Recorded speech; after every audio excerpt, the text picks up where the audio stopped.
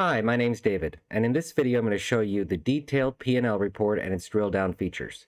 So the first thing we want to do is click on Reports, and then click on Profit and Loss Details.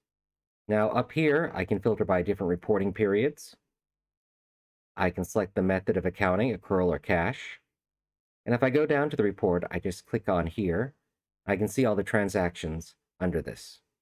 Now if I want to, I can click on any of these transactions under this chart of account, and it'll open up that transaction. Now, if I want to email this report, I can click on Email here.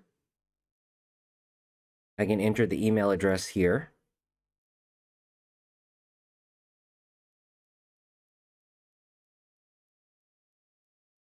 And I can click Send.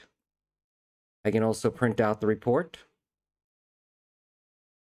And I can click Print to print it on out. I can also export it.